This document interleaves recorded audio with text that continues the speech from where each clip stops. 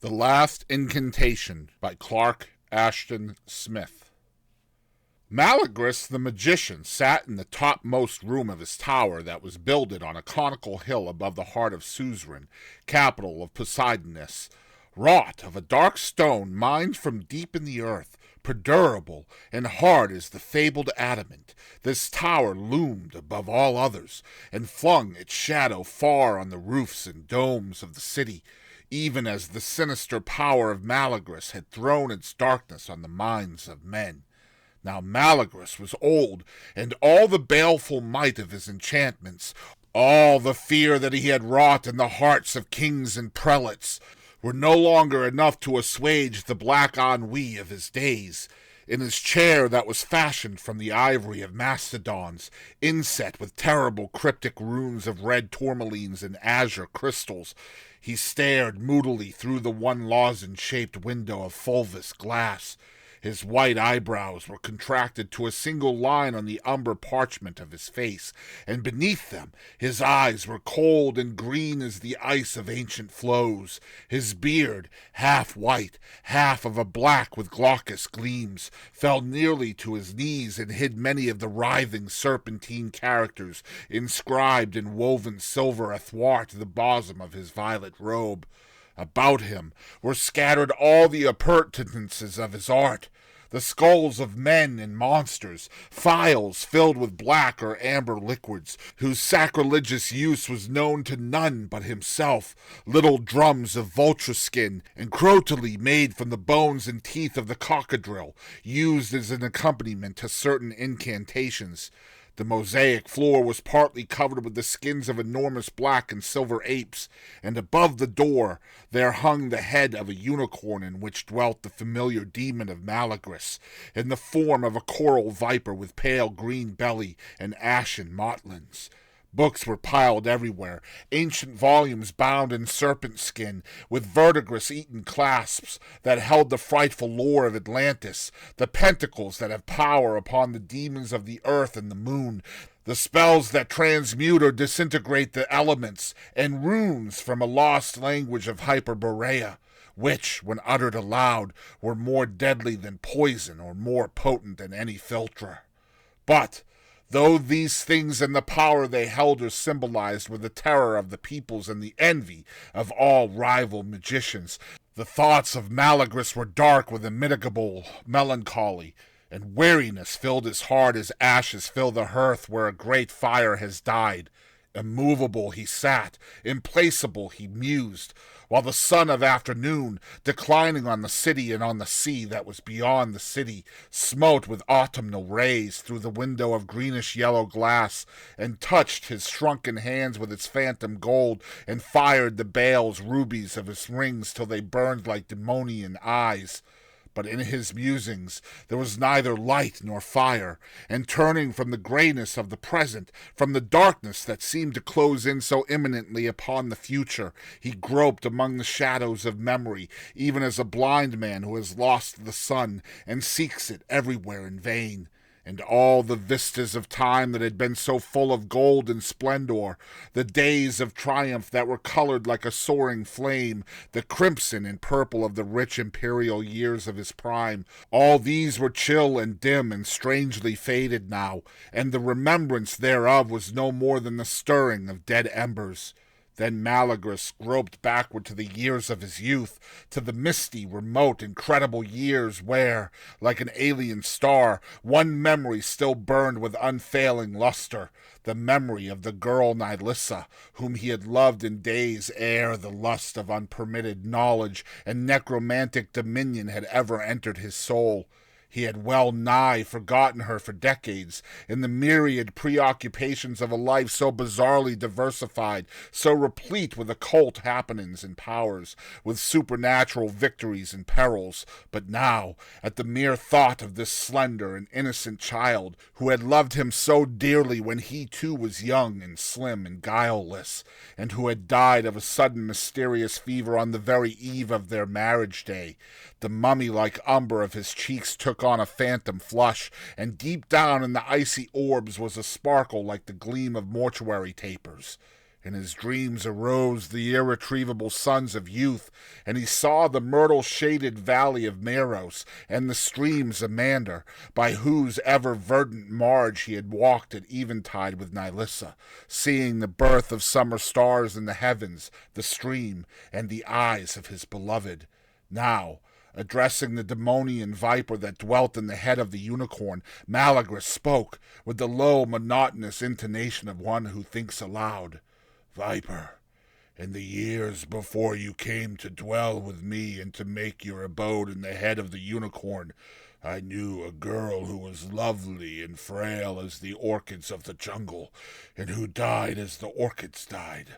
Viper, am I not Malagris, in whom is centered the mastery of all occult lore, all forbidden dominations, with dominion over the spirits of earth and sea and air, over the solar and lunar demons, over the living and the dead? If so, I desire, can I not call the girl Nilissa, in the very semblance of all her youth and beauty, and bring her forth from the never-changing shadows of the cryptic tomb, to stand before me in this chamber, in the evening rays of this autumnal sun? Yes, master, replied the viper, in a low but singularly penetrating hiss. You are Malagris, and all sorceress or necromantic power is yours. All incantations and spells and pentacles are known to you. It is possible, if you so desire, to summon the girl Nilissa from her abode among the dead, and to behold her again as she was ere her loveliness had known the raven and kiss of the worm. Viper, is it well, is it meet, that I should summon her thus? Will there be nothing to lose and nothing to regret? The viper seemed to hesitate. Then, in a more slow and measured hiss, It is meet for Malagris to do as he would, who, save Malagris, can decide if a thing be well or ill. In other words, you will not advise me? The query was as much a statement as a question, and the viper vouchsafed no further utterance. Malagris brooded for a while, with his chin on his knotted hands.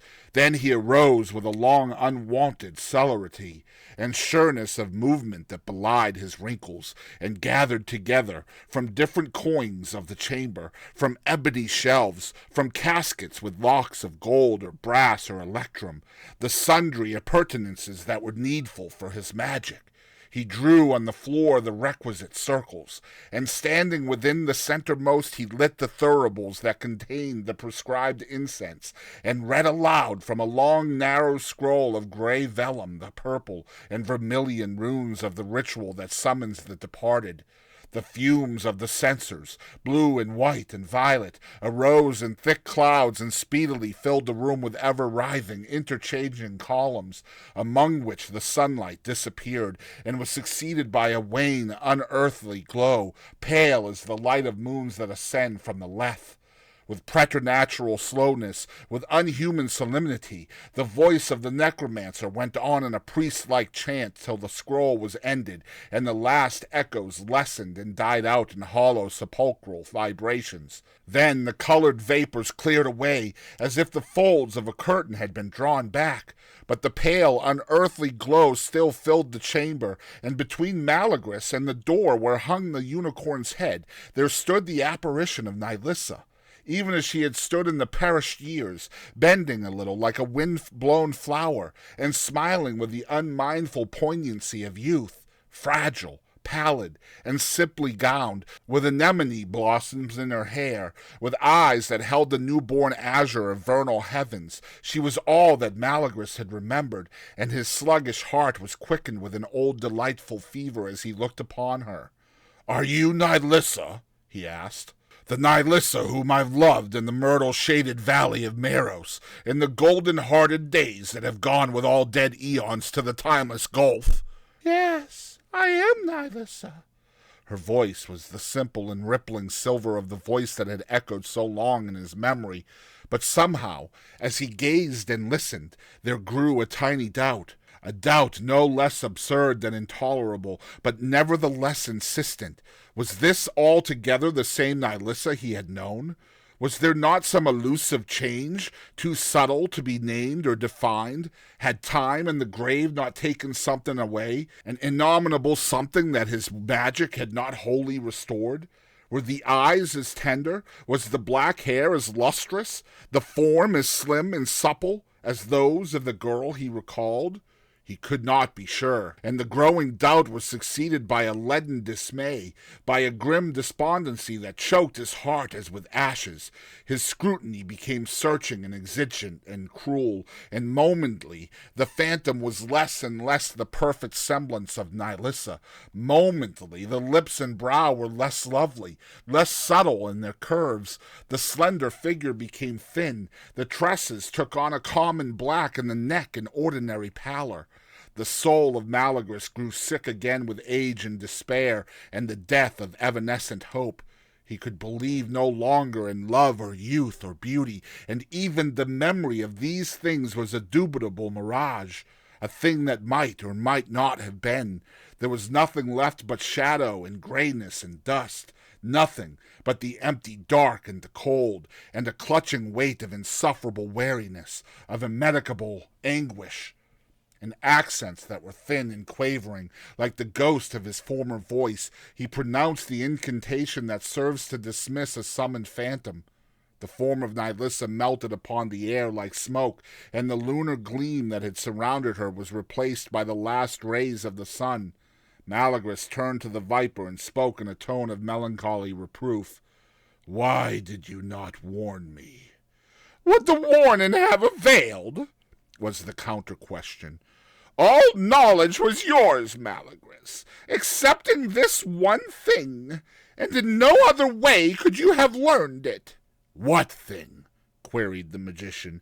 "I have learned nothing except the vanity of wisdom, the impotence of magic, the nullity of love, and the delusiveness of memory. Tell me, why could I not recall to life the same Nilissa whom I knew, or thought I knew?"